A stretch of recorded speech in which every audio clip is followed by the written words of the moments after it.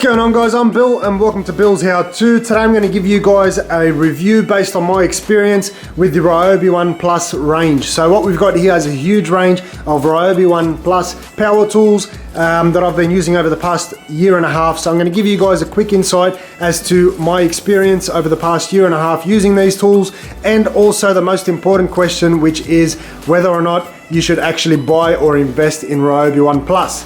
Let's do this. Alright guys, so this is the bag that I carry the majority of the Ryobi One Plus tools in.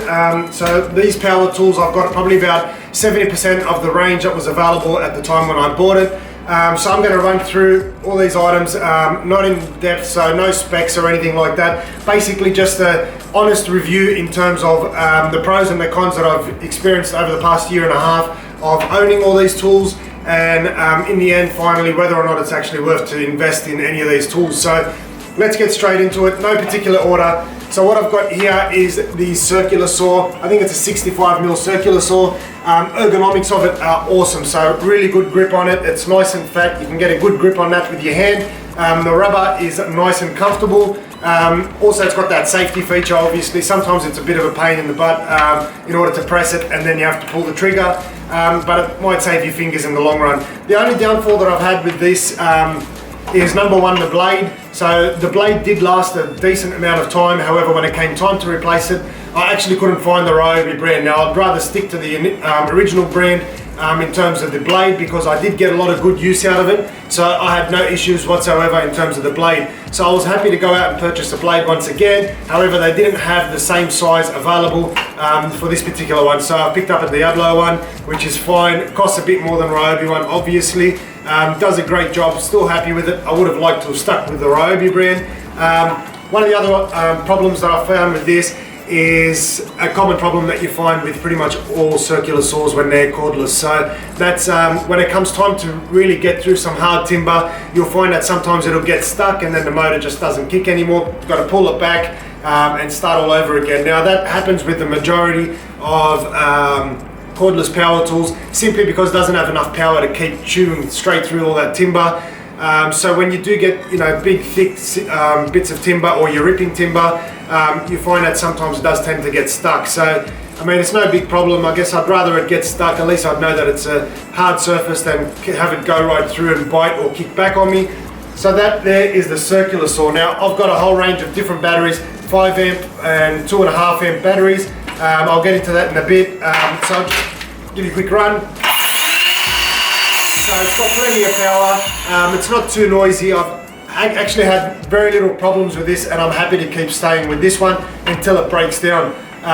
One of the other things that I've noticed with the Ryobi One Plus now is that they're actually offering like a 6-year warranty, which is unreal. At the time that I purchased these, I only had, I think, a 2-year warranty.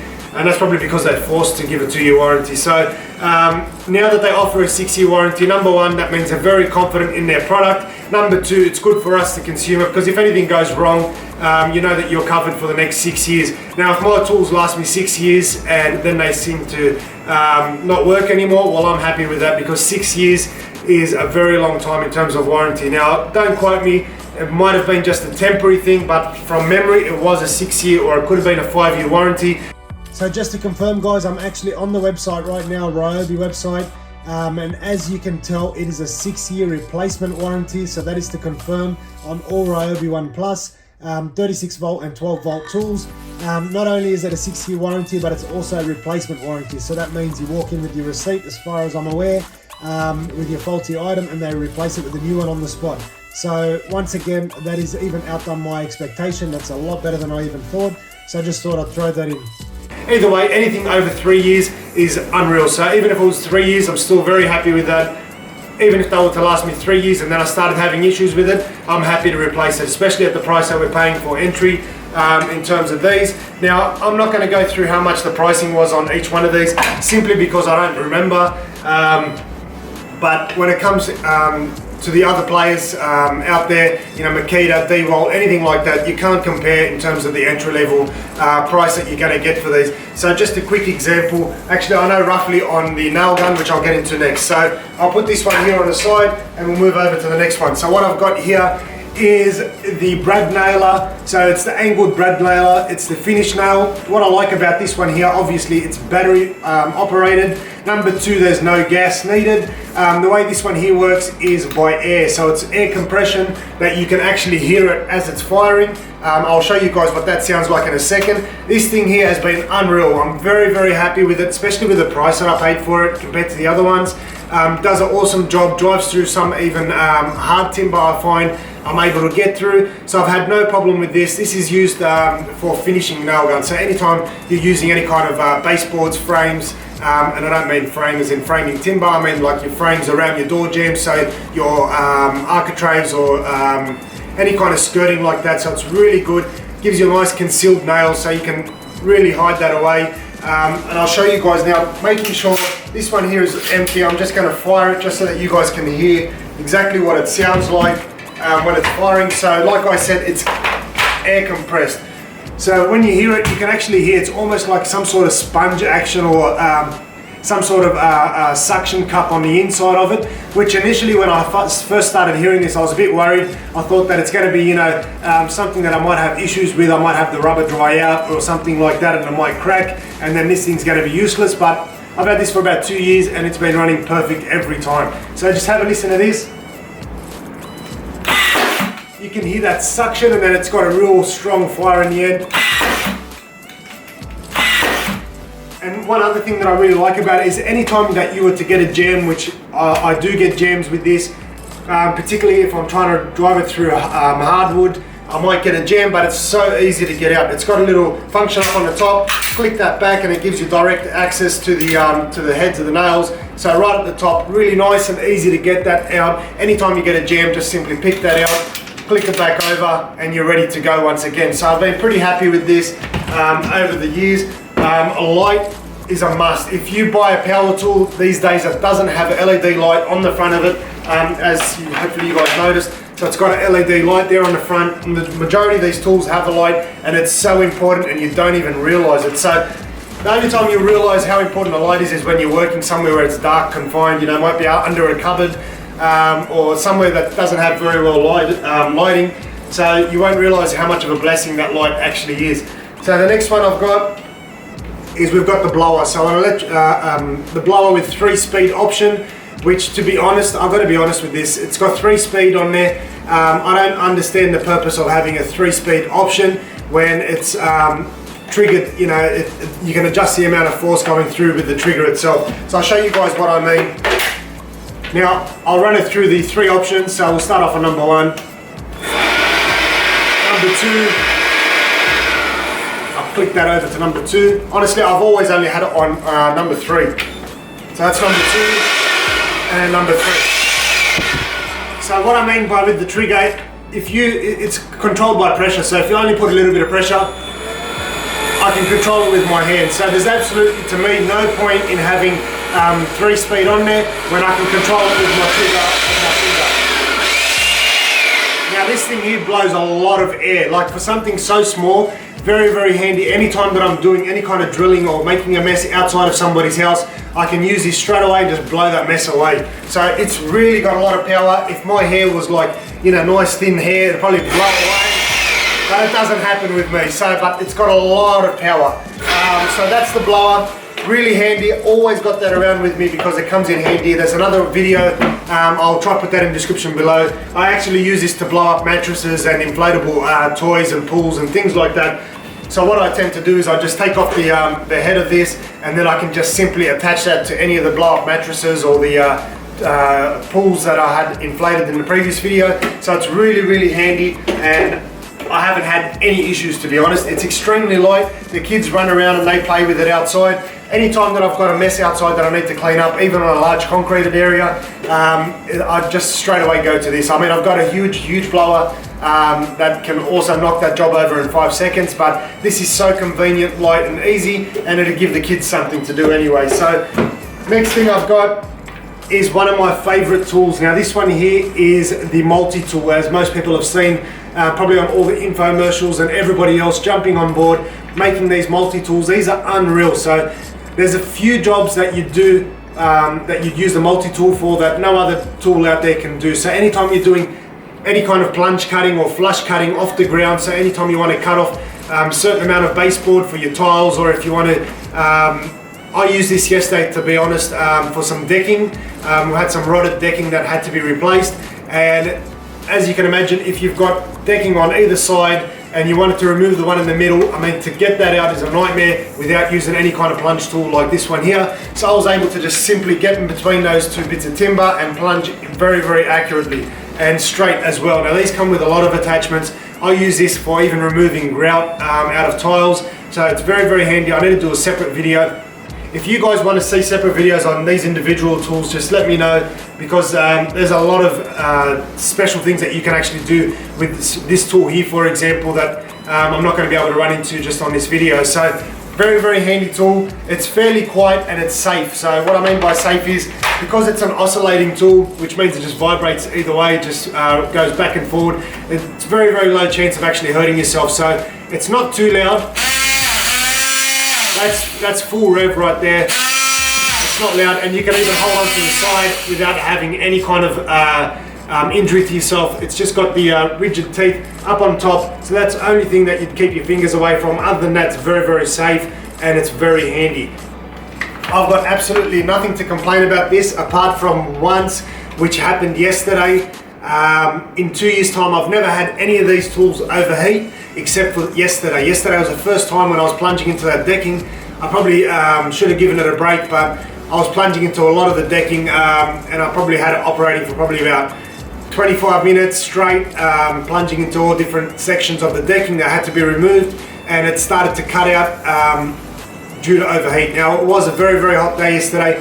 It was hit, I think, about 37 degrees Celsius, so it's not in Fahrenheit, and I think that's why it started to overheat. But that's a very, very important thing to remember, because a lot of other tools, a lot of other brands that I've used, I don't want to mention their names, got bad problems with overheating, and they're major retailers. So I don't want to even say which brand it was, but they are a big brand and they've got some crappy tools out there, to be honest. So overheating is a big problem that I've never had with these whatsoever, except for yesterday, first time.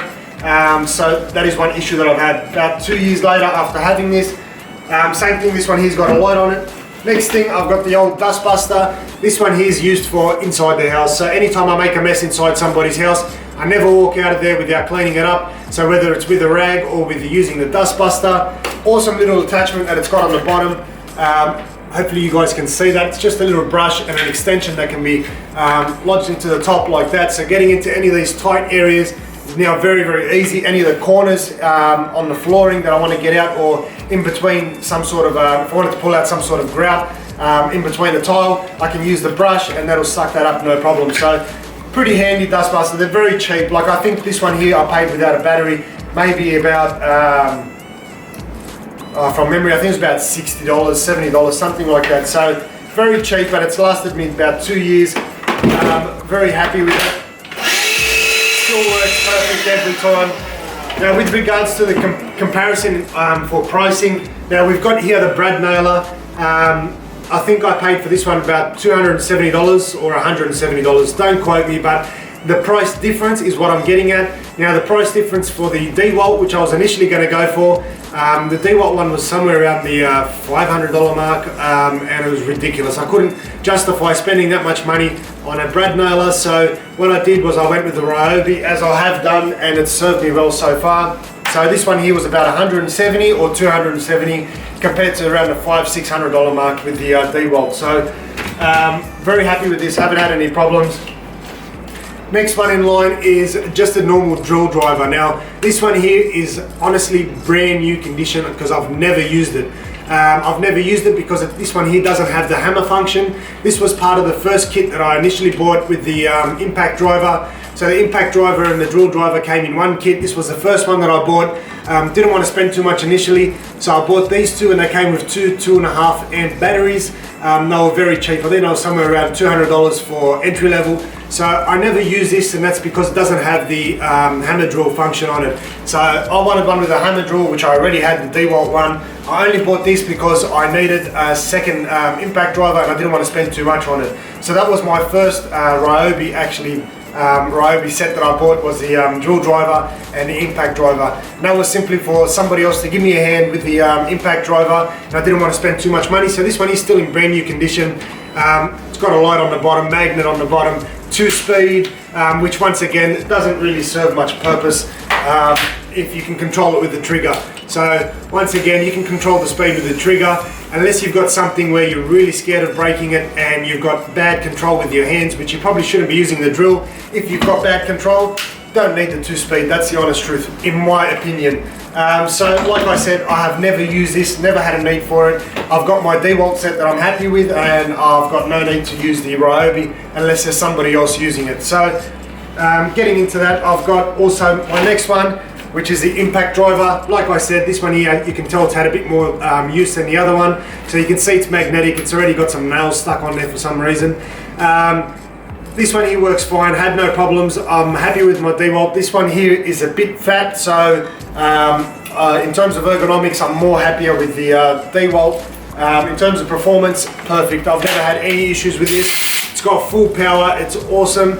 And it doesn't seem to struggle whatsoever on any kind of timber when I'm putting some screws through. So I've had nothing to complain about with this. I've just simply got my Dewalt one always ready to go, and that's the reason why I've been using that one. So that's my impact driver. Next thing I've got is the angle grinder. So for me, I have to use a lot of little tools. In particular, say, as you can see, I've got a blower, I've got the oscillating tool, which is a multi-tool, the circular saw. I've got so much more that needs to go in. The reason for that is because I do a lot of maintenance work. So maintenance work means that you're going to get the odd job, the job that somebody doesn't want to do, or you might just walk into something and you don't know what you're actually going to, what's going to be involved in terms of replacing it or repairing something. Simply because you're doing maintenance, it's a lot of repairs, so you need a lot of tools. Now, all the major brands out there don't always necessarily offer every one of the tools that Ryobi has, and in terms of price, that's why I stuck to Ryobi initially. So I've got here my grinder. This gets a lot of use. So at the moment, I've got my diamond blade on there, so that was used for grinding some concrete, I think it was last time. So perfect tool, awesome. I've got absolutely nothing to complain about the grinder. As you can tell, I've got the guard off. I don't recommend to anybody taking off the guard. However, sometimes you do get in some tight spots where the guard will prevent you from actually getting in there. So that's why I've got the guard off. I've always got this cutting on different steel. Also, I've got it for the tile cutting, so I've got that in another video. So the blades, they're the three main blades that I use: the diamond blade, the tile cutting blade, and also just basic normal steel cutting blades. So they're the three blades that I use always with the grinder. Next thing I've got is a torch. Now this torch here I picked up. I had a lot of times where I'll be going under people's houses and I cannot see. Sometimes I want to be able to see from the outside of the house without actually having to crawl underneath the house in order to get through. So this one here throws off a lot of light. I was a sucker. It says 8 times brighter than the old version that they had, which in all honesty it is. It serves its purpose well. So like I said, I use this from the outside of the house. I don't usually use this when I'm crawling under the house. I usually use it outside so I can have a quick look from outside. It's a very, very strong light. So I use this anytime when I need to see from outside of the house. Now it's also got a lock on there, which is awesome. So if I did need to use it under the house, it's now locked on. So it's very, very bright, like I said. And I've had no issues with this. I usually use it from the outside of the house. It's a bit bulky to be carrying and doing commando under the houses, so I don't use it for that reason. Next thing I've got is my hammer drill. Awesome hammer drill, very, very strong. I've never had an issue where I can't actually get into this, can't get into any kind of brick, concrete or stone. So I've had no problems with this whatsoever. Once again, it's got the light on the front. Very, very handy tool. Next thing I've got, this one here was pretty much a waste of money because I never ended up using it. I thought I'd use it initially if I was working in dark areas or up in the ceiling. So I thought I'd just turn on the light and just sit it up there, but it's not even worth carrying around. I just carry a headlamp all the time and I haven't used it. That's the honest truth. The only time I'd use this if I'm going fishing. I'd probably just carry this around with me in my backpack and then use that for some light at night. So I haven't really got into it, but like I said, I've got probably about 70 to 80% of the range when it comes to Ryobi. What I've got here is the Reciprocating Saw. So I've got no problems with this. The only issue you're going to have is make sure that you get a really good quality blade, because at the end of the day it's the blade that's going to be doing the majority of the work in terms of cutting. You'll find that most other competitors out there, they've got basically about the same amount of power. Just get a good blade and you're ready to go. So what I use this one here for is a lot of times, probably it's not recommended for doing this, but this is what I use it for. Anytime when I'm digging a hole, when I'm doing some fence posts or some posts for some gates, usually it's because there's a lot of tree roots underneath and I need to dig all that stuff out. So what I tend to do is get the blade itself and I lodge that into the soil, and then I can cut those tree roots out nice and easy. It's not recommended to do it, but I mean 2 years later it's still working perfectly fine and it gets me out of trouble every single time. So Reciprocator is awesome, had no problems with it. I've got here, comes with a little bag, so I've got my planer, which I use majority of times for doors. So any times when I've got a door that needs to be planed down, I'll quickly jump on this and I'll plane the side down. The biggest issue I've got with this, and it seems to be the majority of planers are the same, so the increments it goes from is 0 to 0.4 mils. And the issue I have with that is any time that I need to cut, say, a mil or 2 millimeters off the door now, which is very, very common. Most of the times when you're going to plane off a door, you're not going to be planing off, 0.2 mils. It's very, very minor. And you generally want a bit of a gap in between your door and door jamb anyway. So what I'd like initially, ideally, is for to have a range, say, up to about 2 to 3 millimeters, so that I can plane that off. When I've got, say, about 2 to 3 millimeters to plane off, sometimes I end up just getting the circular saw and just cutting that straight down with the circular saw, and then I can finish that off with a quick hit with the sander, and it comes up perfect. So that's really the only issue that I've got with these, and it's a majority of planers out there. However, I can't do my job without even this planer here. So even at 0.4 just means that I might have to run 10 passes over the piece of timber or over the door in order to get it down to the thickness that I need. So that's the planer out of the way. Now my favorite here is the plunge cutter.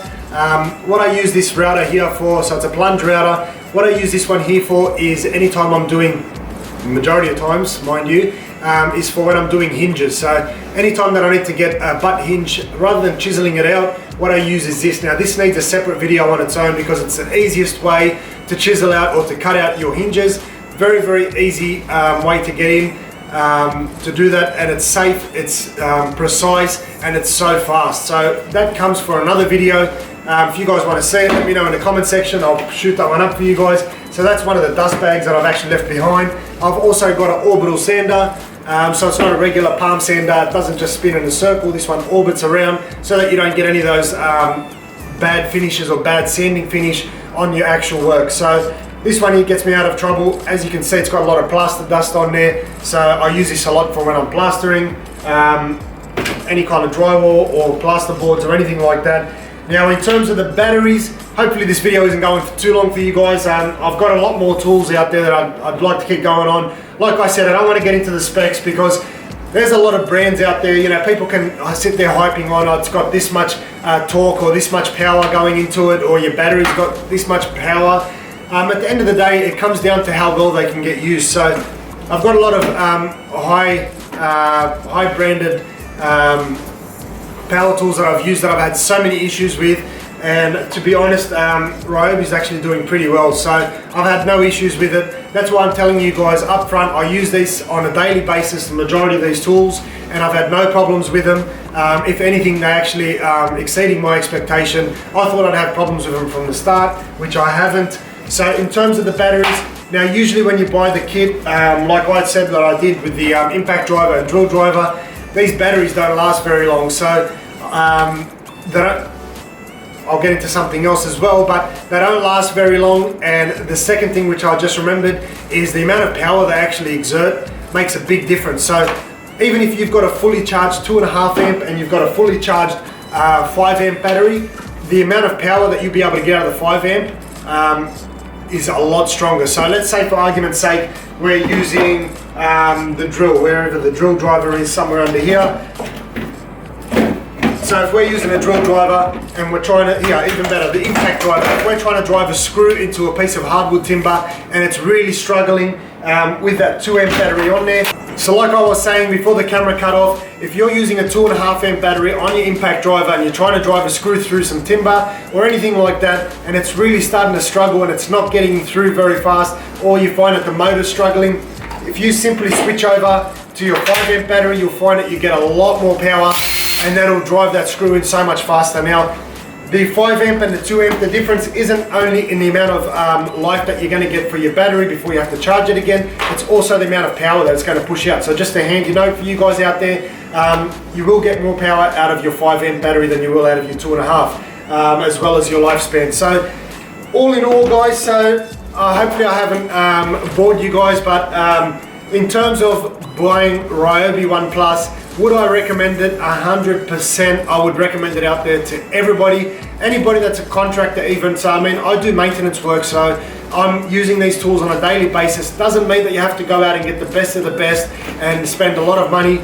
Even if I was to spend the best of the best, you'll find that the majority of brands out there don't actually stock the majority of these items. So if I wanted to get out there for argument's sake and have the plunge router. Now, not every brand out there actually sells this. So what am I going to do in that case? I can't have too many Dewalt batteries or Makita batteries or Hilti batteries or Ryobi batteries. I like to try and stick to just one brand that has everything across the board, which Ryobi has successfully done.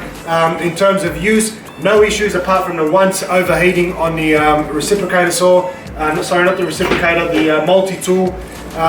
So that's the only time that I've actually had real issues in terms of the tool itself. So in terms of performance compared to the other products, there's nothing to compare. I mean, they all do the job at the end of the day. If you're going to use this, the difference is going to be if you're going to use this for say 5 minutes a day compared to if you're going to use this for 8 hours a day. Now, I don't use this for 8 hours a day. I don't use any of these tools for 8 hours a day straight. If I was a carpenter, for argument's sake, and I was using a nail gun, the nail gun would be used pretty much every 5 minutes. So that, if I was to carpenter and I was only to use nail guns all day, nail gun and a hammer, I'd more than likely spend the extra money and get a top-notch brand that is going to be specific to the nail gun. So, whoa, now that's what you call a brain fart.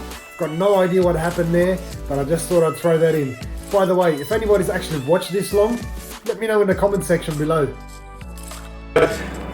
In terms of what I do, I use a bit of everything and I don't use it all day. So for me, this is perfect for any DIYer, handyman, maintenance guy, somebody that just likes tools or is just starting out. Ryobi One is a good place to start because they're cheap to get in. The warranty now is actually very good. The majority of these products actually come out all brushless now as standard.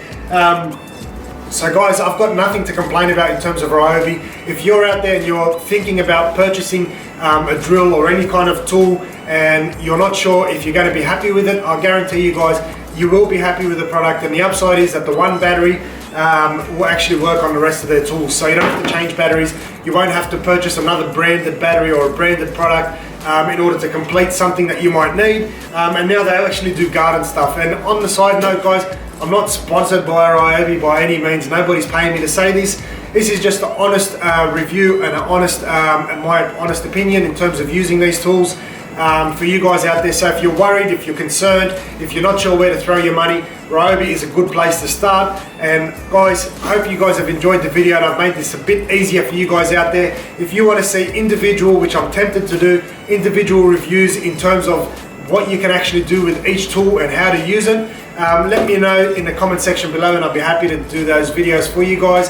As always, like, comment and subscribe. Until next time, I'm Bill. Thanks for watching. Bill's out too.